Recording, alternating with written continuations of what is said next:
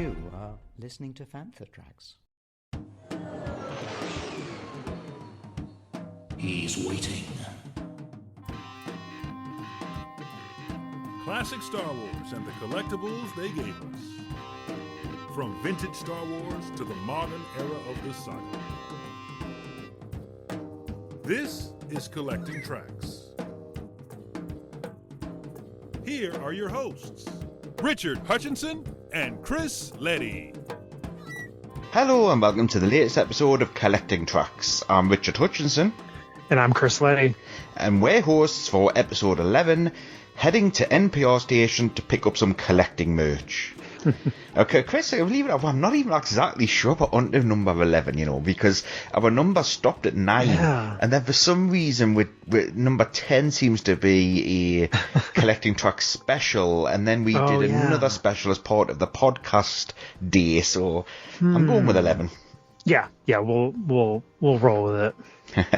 Now, Chris, it hasn't been that long since we last recorded our show, but I'm sure you've been up to a lot. And how things been for you over the last few months?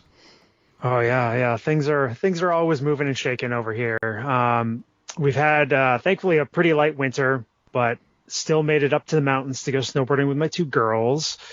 So that's kept us busy this winter. Been traveling a bunch for work recently. Also, I've been wrenching on my BMW project car. That's been fun. And then one big thing is I've been buying up collections for some inventory as my side hustle, Letty's Collectibles. I'm going to be set up with a booth, the New England Toy and Record Show in Dover, New Hampshire. But there's going to be a fair number of guests that have appeared in various Star Wars projects doing autographs and pictures and stuff. So it's pretty cool to have a show like this in my town and to have some of these actors and people behind the scenes showing up and going to be hanging out for a couple of days and hope to see a lot of collectors and fans and just have a lot of great conversations. Yeah, that's kind of been what's going on in my neck of the woods. Well, I've got to say, Chris, I've seen a lot of Star Wars guests at a lot of different cons spread out across America over Facebook recently. I mean, Ian McDiarmid seems to be going all over the place, Mike Quinn, so it's really good seeing them getting out there and traveling a lot. Yeah, the promoter for the show, he's made a lot of really good connections and trying to get some of these performers, actors, to do their first shows. And, they're not the biggest names, but it's still cool to have a small show that you can just walk up to their table and just have a conversation with them and, get more than you do at, some of the bigger conventions where it's just like you see them for 5 seconds and that's it. There's a lot of cons and smaller shows all over the place. I think, they realize that having all sorts of types of guests, bring people in from all around. Absolutely. And certainly over in the UK, we want to see more crew. We've seen a lot of cast recently, and the crew seems to be, I don't know if they're getting pushed to one side or whether they just now stop attending, but perhaps they're not getting invited, but certainly we want to see more crew over here. Yeah, I hear you there. It's great to have the variety of guests because you can hear all the different stories from all the different perspectives, with, show and film production, because we're fans of, we're varying degrees of fans. Some people love everything about the movies, the shows, everything. And some people, really like to focus on various aspects. So I think it's great just having that, that chance to meet somebody. It's not going to cost a fortune. And plus you get to see cool collectibles. And this is also, this show in particular, they have music memorabilia and stuff too. So there's a bunch of different things for people to check out. Yeah, absolutely. If I was in the area, I would pop in myself. It's always nice to see something in your hometown. Absolutely. Don't get a lot. Well, we're still perplexed with work because the inspectors who inspect the schools in our country, they have time limits and they're supposed to hit you within a certain time limit, but they've gone over now by quite a few weeks, which is quite odd.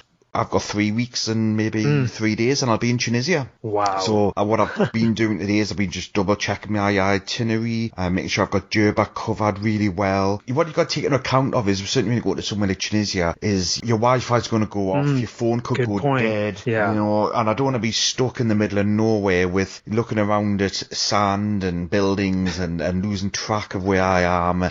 So I've been going back through them all, and certainly the Maga Gorge bit, I was really poor in my planning.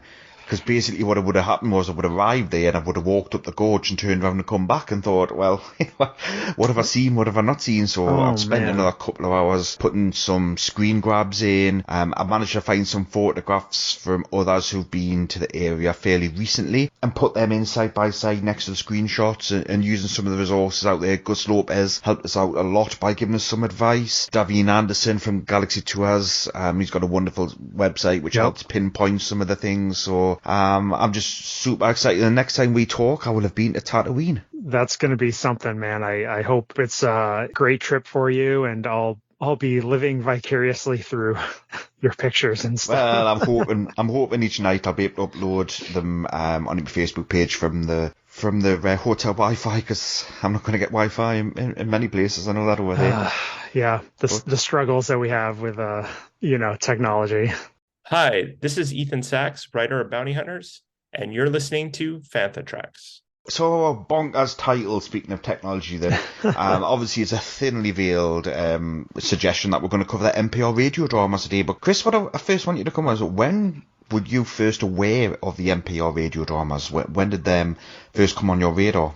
It's sad to say, for me, it wasn't till that long ago. I mean, I had heard of them, I think in the 90s, but I didn't really understand what they were. I had come across, a few tapes and stuff like that, but I never really, I don't know, just didn't put two and two together. It wasn't until like the early 2010s when I was like, oh man, I should probably check these things out. But I'm glad I did. Even though it was pretty late in my, fandom, because they offer so much more and such a different experience than the movies. I'm not too dissimilar to you, to be honest with you. So I want to say around about 2000, I would have been getting some of the EU novels in audiobook format from the local library.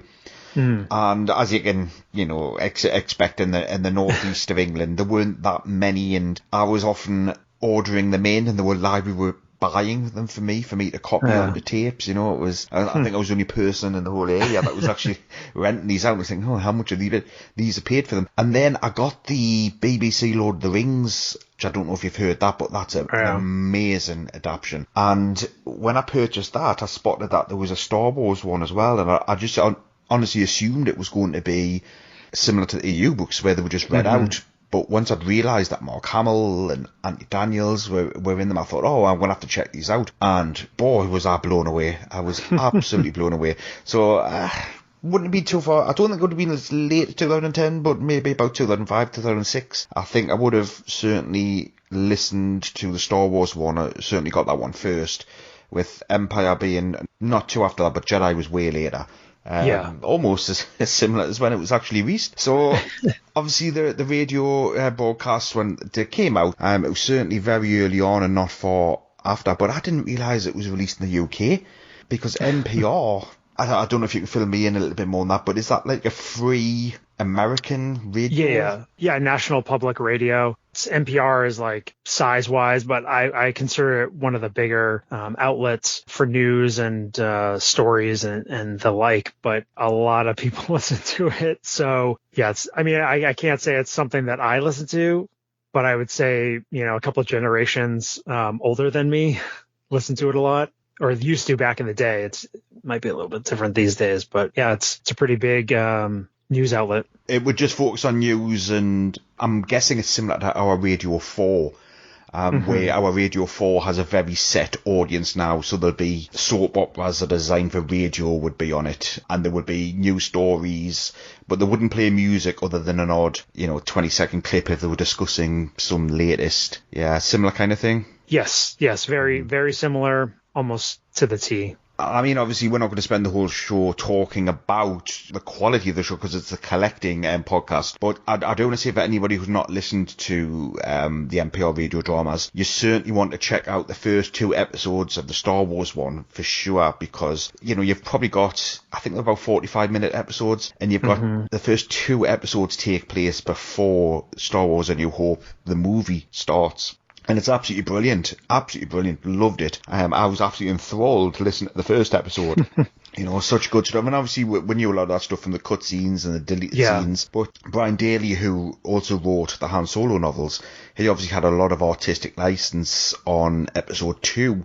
Where he pretty much invented a lot of backstory and things that we now know isn't canon because of Rogue One and things like that, but wonderful, absolutely wonderful, and it was a great thing of George Lucas to do, to give Brian Daley such confidence. Oh yeah, I mean, it just added a lot more depth to what was going on with our main characters and in their situations, where episode 1 discusses, it goes into Luke, and he's on Tatooine and hanging out with his friends, Biggs and everybody. And then episode 2, it gets into the acquisition of the Death Star plans and like things on Alderaan. And it's cool, even though it's like not really canon per se, it's just really neat to hear that, those stories played out in this format. A New Hope and Empire Strikes Back were released pretty much on schedule, but Return of the Jedi was a decade later due to, I think it was some kind of funding disagreement. And Return of the Jedi is exactly what you expect from a modern-day comic adaptation of a movie. Is literally the movie trimmed down as much as it could. Very little to no deviation from the script. None of the major stars in there, new actors, and I'd heard a whisper that Mark Hamill had refused to do the Return of the Jedi one due to the fact that he had given his time quite freely on the first 2 shows because of its NPR, and I believe NPR is kind of non-profit. Yeah. But they sold the rights to somebody else, possibly who released the cassettes and things like that, or whether it was third-party video station, and Mark Hamill was not happy about that at all, and therefore refused to do Jedi. I did hear about that, and yeah, it's unfortunate that it's usually somebody tries to monetize something, but yeah, when they released the cassettes and the CDs and everything, obviously somebody's making money off that, whether NPR sold the rights or whatever. Yeah, it's unfortunate. I think the only returning official actor in the movies was Anthony Daniels for Return of the Jedi. I mean, they even got like John Lithgow to do as Yoda, which I think is hilarious, and Ed Begley Jr. as Boba Fett. And I kind of view these as, I mean, not so much Return of the Jedi since it's pretty much by the script, but it's like multiverse kind of, like you get some extra stuff here and there. And even though it's not canon, you just go with it and have fun with it and try not to nitpick every little thing that's off from the movies. And it's such a shame that Brian Daley died. It was only a few hours after recording was finished on Jedi. The cast knew he wasn't very well, and they recorded a special message, which sadly he didn't even get to hear because he passed away very close after. So sad day for Star Wars fans. Yeah, it's crazy, the coincidence in the timing there. But Brian Daley provided lots of content for Star Wars fans and for other things that he had written. So he definitely left his mark, touched a lot of people in that way.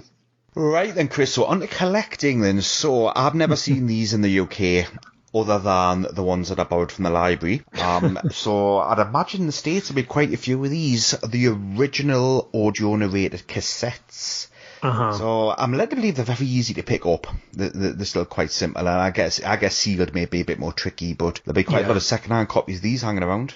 I see these pretty, frequently for going to antique shops and collectible shops and shows and stuff. You typically see basic main release version out there. I just went to a show a few weeks ago and somebody had one, a beat up and battered one, and they're asking like 10 times what they go for on eBay, but still cool to see. And what I'm going to say far more common, and it wouldn't surprise me if you can still buy these new from Amazon or places like that, would be the CDs. So obviously the Star Wars Empire Strikes Back, Return of the Jedi CD sets, but also the 12 CD set as well, which is just another way of making money, I think, from collectors, but including bonus tracks. We always love bonus tracks, It's they got the making of and some promo spots, and we love that extra stuff to soak it all in. But yeah, the CD sets, I actually see less of the CD sets at shows, but I have seen them at like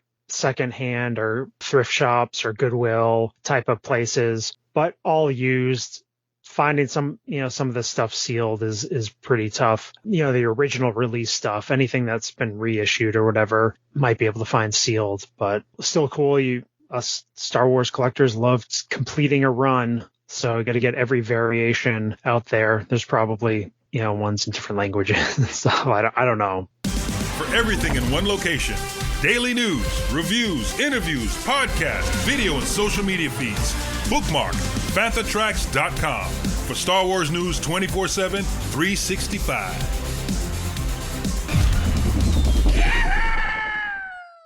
Something that I see a lot in the US are press kits and things like that. So, I mean, what exactly is a press kit? I mean, a press kit is usually something that's sent out to various members of the press, and it just outlines what it's all about, what you're going to experience with the radio dramas. It has a printed out sheet with the breakdown of everything that's included. It's going to be touched upon. Sometimes they'll have pictures, they'll have a little promo poster, they'll have just something to get the members of the press to write about it, let people know about it. Some of the stuff is more readily available than others, but as with a lot of these press kits, a lot of members probably just tossed them after they wrote about it or did an interview about it. So I know a lot of different releases have press kits, not just for the NPR dramas. Finding one complete in good condition, it's a cool addition to your collection.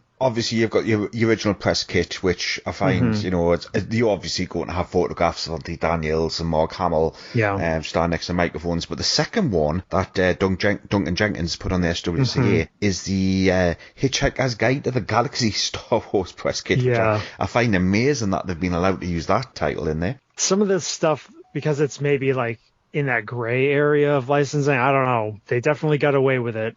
But it's neat to see stuff like that. Pretty unique type of item. I don't think there's too many Star Wars things that have the Hitchhiker's Guide to the Galaxy also attached to it. Now, come along with these, you'd expect posters. So, do you want to talk about the Star Wars poster? Because I actually think this is pretty good. The one with C-3PO at the microphone? Yeah. Man, it's pretty cool. The artwork is great. C-3PO with his headphones on, doing his recording, and some great space scenes in the background, but then there's like Saturn in the background and stuff, and with a couple TIE fighters going through there. Great imagery. The Empire one takes it to a whole new level. I know. With the Yoda one with all the colorful creatures, is that the one you're talking about? Yes, it is, yeah. Oh man, such a great image. Didn't realize there was like horned chameleons on Dagobah, but there are, and the colors pop. Yoda just looking off into the sky in Dagobah with R2 in the background and his hut and some other creatures. Just great stuff. You'd expect that to be late 70s, early 80s, but clearly it couldn't be because there was an embargo on Yoda, and there's no way that this poster would have been out before Empire. And everybody on the planet had seen Empire, but then you've still got all these, bright orange little dragons and blue things when Dagobah looked nothing like that at all. Yeah, somebody took some liberties with that, and I mean, Lucasfilm apparently approved it, so what the heck? There's no Jedi radio drama poster, which again probably isn't that much of a surprise. I would be surprised if there's nothing out there for Jedi. That you would have thought there'd be some kind of teaser for NPR, but nothing listed on the SWCA, which is unusual. However, when you look at the books and scripts, it only lists Star Wars and Empire, but there is a Jedi drama oversized paperback as well, so maybe it's just an oversight. It just hasn't been updated on the archive. I tried doing some digging and stuff. There's some other small items out there for the radio dramas, but it's tough to find anything else for Return of the Jedi stuff. I mean, I can't say I did a super deep dive, but yeah, it's unfortunate. But like you said, you'd think that there would be like a promo poster or something like that, but doesn't seem like it. And I guess it's because, 1996, quite late in the day, there's, Star Wars was coming back through, the Zahn novels and things like that, but it wasn't really the hype it was before, the Phantom Menace juggernaut had taken off, big style, but it does seem odd. But you Americans like your buttons, don't you? Oh, yes, we love our buttons. I mean, there's ones that came out for the Star Wars release, and their various radio stations would put their radio handles on them. The first one, really, it seems to be with Vader. It's just black and white, straight up Star Wars, National Public Radio, and then the radio station underneath him. It's just a headshot. That's a cool one. I've never seen that one before. Never seen it anywhere. And then there's another one, and it has a kind of a waist up shot of Vader holding his lightsaber, black and white again. But it just says Star Wars, and then it has the radio station WBEZ FM 91.5. So I don't know if there's other variations of these. This is just what's on the archive for A New Hope, but I'm sure there are. But they're pretty cool. What do you think? Well, I think they are great. It's absolutely wonderful, and they went right with Vader, I think, on these. Maybe C-3PO is another choice that they could have gone with.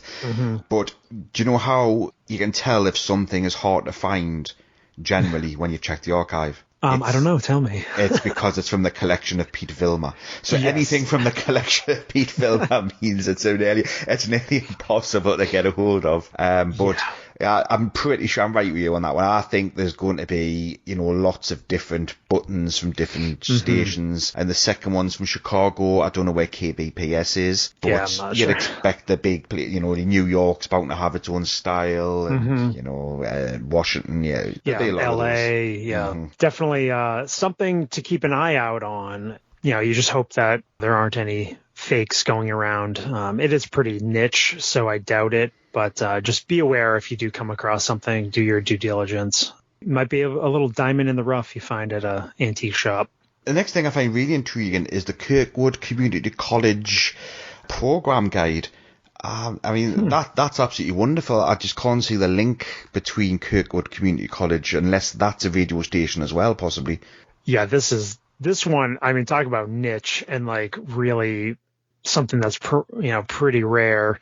Obviously, like Pete Vilmer, if Duncan Jenkins has something, it is probably hard to find. Yeah, this one's obviously new to me as far as what's out there. I've never heard of Kirkwood Community College in Grand Rapids or Cedar Rapids, Iowa. Very far away from me. So, but great image with, Vader. It's the same image that was on one of the buttons. But this is a full image. Looks like a 3 or 4 color program. Something cool. I doubt you'll find one anywhere, but it's cool that it exists. Well, absolutely. And back to buttons and so Empire Strikes Back. Yoda goes public. I love the fact that there's a Wisconsin green Yoda button. Is that where the Packers are from? Yes, it is where the Packers are from. Very, very fitting connection there. But Wisconsin Public Radio. Just so random. Love it, though. From that very early spell of, you couldn't imagine a lot of buttons being released or any materials. So you're going to be able to get the tapes quite easily. You're going to be able to get the CDs very easily. Yeah. You're going to be able to get the posters, I would assume, as well. I think the posters will be dotted around. Dealers may be asking for quite a price on those, but I can't imagine them being too tricky to track down. But the rest, I think, is going to be really, really tough. Yeah, I would say, aside from the audio stuff that's out there, the tapes, the CDs, and there's even SD cards and there's some random ways to get it on audio. I would say the posters, probably the next thing that you're going to be able to find. The other stuff, man, it's like the guide we just talked about, the press kits, all that stuff is probably going to be tough to track down. I would say the books after the audio stuff, that's probably what you're going to find easiest. But yeah, if you want to go down this rabbit hole, I would say you're not going to have to go too far to get a little slice of radio drama merch to represent in your collection. I'm likening this to the holiday special, whereby it's got its own little unique place in the Star Wars collection. Absolutely. Yeah. No, that's a good point. It kind of fits in that it's like Star Wars adjacent, kind of from the main line of stuff that's out there. I think, this definitely fits into that holiday special area, which is cool. Yeah, absolutely. So Star Wars Return of the Jedi came out, 97-ish, and, as far as we can tell, other than the script, not a lot came out for that. And then it expected to end. So I was really surprised when a friend of ours, Pete Davis, pointed me to Topps Trading Cards, I think the Topps Trading Cards anyway, and celebrating 40 years of Star Wars. And what do you have on the cards? Crazy. I mean, the Star Wars poster. I know, the Star Wars poster, the one with C-3PO at the mic. Again, it basically has the poster on the card, and then it just has Star Wars radio drama airs, and then 40 years of Star Wars, 1981. Topps is great for including a lot of this, like we just said, Star Wars adjacent type stuff into their sets. This is great because you've got the base card, but then with trading cards these days, there's parallels. Just like there's... Well, what is a parallel? Because I read that about 20 times and I hadn't got a clue what it's talking about. So I saw that each pack comes with at least one parallel. What the hell does that mean? I know. Yeah, we'll have to do a trading card discussion at some point here that delves really into it. So they'll have a box of packs that are all sealed with random cards in them, but Topps will insert a parallel of a base card into each pack, depending on what the set is. This particular set had green, blue, purple, gold, red, all these different versions of this one particular card. And each color is associated with a serial number, which gets rarer and rarer depending on the color that you get. For this particular set, the green is the regular parallel, and then you could get a red, which is, there's only one of them in the entire world, and obviously it would be a lot harder to pull something like that out of these packs where the cards are inserted randomly. It's like a built-in scarcity, and it just drives collectors to hunt down that super rare version of the card, and the rarer they are, the more desirable and the more they cost. And so, I mean, you go from this green one, you could buy it right now on eBay for like about $3. $150, $2 or $3, yeah. And then a gold one numbered to 40, it's gonna cost like $30 or $40, and so on. So you can see the difference in value for the rarer one, which is the gold, versus the green one, which is pretty easy to get. So it's cool that you have this, because if you don't have that many items to chase down for the radio dramas, then you can look into these, and yeah, it's just another thing that's newer. It's not that old, so you should be able to find them fairly easily. I mean, not the red one, because that's probably tucked away in somebody's collection somewhere, but trading cards are a whole different animal. Yeah, I never knew that. I never knew what the parallel meant. Obviously, yeah. I knew some colours were rarer, and it's all, I can get the whole driving the collector's market crazy, but equally that's how they're going to make the money, aren't they? It definitely is. Topps is in it to make money, but they want to give collectors something that it's worth, buying. Putting a card like this into a set, it's a great idea. And the last thing I want to talk about then, so these guys did a panel at Star Wars Celebration. They asked the audience not to record the panel, and I haven't heard any leaks from that at all, so it sounds as though that everybody who was there pretty much, listening. But John and Maria Tenuto called A Wind to Shake the Stars, a book that was going to be released November, December 2023. I don't think it's out yet because of a change of publisher, but they're going to release a book giving the ins and outs of the Star Wars radio dramas, which I think is going to be an absolute fascinating read. I'm really looking forward to that coming out. I know there was some juicy tidbits released in the interview from Pete Davis again, who was there at the panel. Yes. But he hasn't shared a lot because he holds them kind of things quite dear to his heart. Not letting anything slip. Wasn't cheap from memory. That's great. I heard Pete talk about that, and I think it just adds more to the lore and the drama to the Star Wars radio dramas. Hopefully it's successful and you get a pony up a little bit of change for it, but should be cool to hear. Well, yes, so The Winds That Shook the Stars hardcover was due out back end of 2023, so hopefully it won't be too long, because it would be great, to pick it up and learn more about the NPR radio dramas. But once again, I don't know about you, Chris, but I would urge everybody to go out and just give certainly Star Wars a re-listen. 100% agree. Certainly worth your time. If you're a Star Wars fan and you haven't listened to them and you're looking for, a little bit extra experience with, your Star Wars fandom, check it out and enjoy the fun Star Wars content. Well, Chris, that's a nice short one for us this month. Hopefully some of our listeners could get, 10, 15 hours worth of fresh Star Wars listening by checking those out. So onwards to the next month, and without much further from me, it's goodbye from Rich. That's goodbye from Chris. So thanks for listening to Collecting Tracks. If you want to be part of the action, stay updated on all the latest Star Wars news, visit fanthatracks.com or check out the free Fantha Tracks app through the App Store to follow us on your mobile device. You can reach out to us and send in your listeners' questions by emailing radio@fanthatracks.com. Comment, like and share on any of our social media feeds at Fanthatracks, and be sure to subscribe, leave a review, preferably a 5-star one, on Amazon Music, Audible, Apple Podcasts, Google Podcasts, Spotify, or your podcatcher or smart speaker of choice. And as always, thanks to James Semple for composing the Fantha Tracks intro, Andy Lythe for our Collecting Tracks open music, and Mark Daniel and Vanessa Marshall for our voiceovers. Remember to tune in to Good Morning Tatooine, live Sunday evenings at 9 PM UK time, 4 PM Eastern and 1 PM Pacific on Facebook and YouTube. Check out Fantha Tracks Radio Friday evenings at 7 PM UK time for new episodes of The Fantha from Down Under, Planet Leia, Desert Planet Discs, Start Your Engines, Collecting Tracks and Cannon Fodder, and every Tuesday at 7 PM UK time for your weekly episode of Making Tracks. Coming up next on Fantha Tracks Radio, it's Making Tracks.